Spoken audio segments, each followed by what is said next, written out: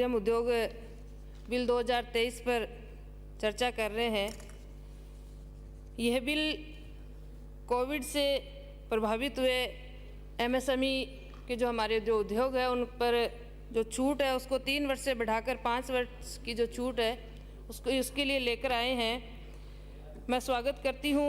छूट बढ़ानी चाहिए क्योंकि कोविड से तो जो पूरी सरकार ही प्रभावित है, सब प्रभावित है। सबसे ज़्यादा हमारे जो उद्यमी है वो प्रभावित हुए थे।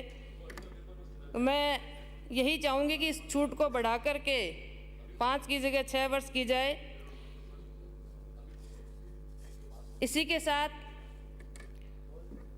उद्योग लगाने के लिए सबसे बड़ी जो समस्या है वो, जैसे मेरे से पहले सभी सदस्यों ने रखी, जो ज़मीन की उपलब्धता है उसको लेकर है। तो लघु एवं मध्यम उद्योगों को अपने निवेश का लगभग 30% भूमि के ऊपर ही खर्च करना पड़ता है।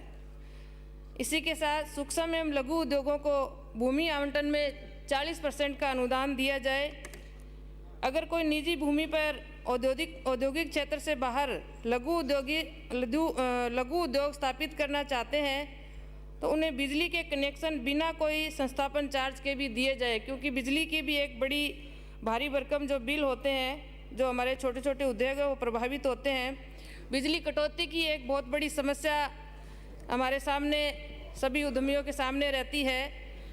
इसी के साथ मुख्यमंत्री लघु प्रोत्साहन एक योजना सरकार लेकर आई थी और उसमें ब्याज की छूट की बात सरकार ने कही थी, लेकिन अभी तक धरातल पर वो छूट कहीं भी नहीं नज़र आ रही है। वो छूट धरातल पर नहीं उतरी है।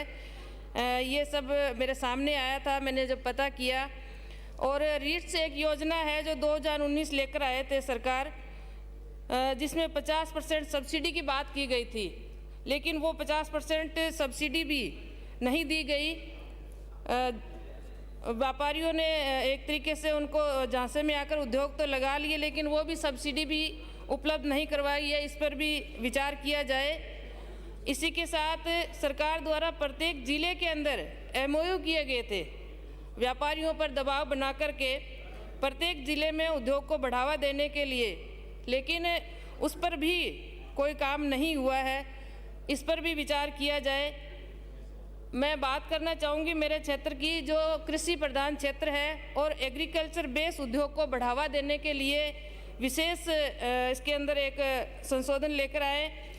जैसे धागा मिल है, सरसों तेल है और कॉटन मिल, चना दाल, कृषि से संबंधित जो उद्योग है उनको बढ़ावा दिया जाए। क्योंकि मेरा जो अनूपगढ़ क्षेत्र है वो आज के समय में सबसे बड़ा कॉटन बेल्ट है और पूरे गंगानगर ज़िले में एक भी कॉटन की स्पिनिंग मिल नहीं है। तो अनूपगढ़ के अंदर एक कॉटन मिल की स्थापना भी की जाए। जो हमारा रिको एरिया है उसमें कोई व्यवस्था नहीं है। पानी, बिजली, सड़क की व्यवस्था सुचारू वहाँ भी होनी चाहिए, तभी उद्योगों को बढ़ावा मिलेगा। और हमारे क्षेत्र का जो कॉटन का जो कच्चा माल है वो सारा का सारा या तो भीलवाड़ा जाता है या पंजाब की तरफ जाता है। तो वहाँ पर उस क्षेत्र को विकास के लिए वहाँ पर कॉटन मिल की स्थापना की जाए, ताकि वहाँ के जो बेरोजगार है उनको भी रोजगार मिले और क्षेत्र में भी एक अच्छा कार्य हो। इसी के साथ जो उद्योग स्थापित करने के लिए सबसे बड़ी बात जो आती है, भूमि की उपलब्धता, बिजली की समस्या और कुशल श्रमिक, इस पर भी ध्यान दिया जाए। और सबसे एक बड़ी, महिलाओं के लिए एक कोई ऐसा पैकेज लेकर आए जिसमें महिला जो उद्यमी है उनको प्रोत्साहन मिले। बेरोजगारी कम करने के लिए सबसे बड़ा साधन एक छोटे छोटे हमारे जो उद्योग है उनको बढ़ावा दिया जाएगा, तो हमारे राजस्थान के अंदर जो एक बहुत बड़ी समस्या है उसमें भी निजात मिलेगी।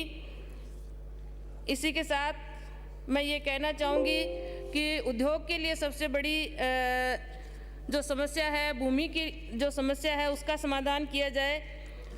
NOC और जो इनके नियम है उसमें भी सरलीकरण किए जाए, क्योंकि एक इसमें आता है कि जो पैसा लगाने के लिए जो महिला उद्यमी है या हमारे SC ST के जो उद्यमी है उनको विशेष प्रोत्साहन दिया जाए, क्योंकि कहीं भी उनके लिए कोई व्यवस्था नहीं है, उसको भी इसमें शामिल किया जाए। इसी के साथ युवाओं को उद्योग और व्यवसाय की ज़रूरतों के अनुरूप कौशल युक्त बनाने के दिशा में ठोस प्रयास करने होंगे। औद्योगिक इकाइयों को युवाओं को प्रशिक्षित करने के लिए विशेष प्रोत्साहन भी दिया जाना चाहिए। श्री बलवान मैं ये इस बिल को जनमत जानने के लिए प्रचारित किया जाए। धन्यवाद। सभा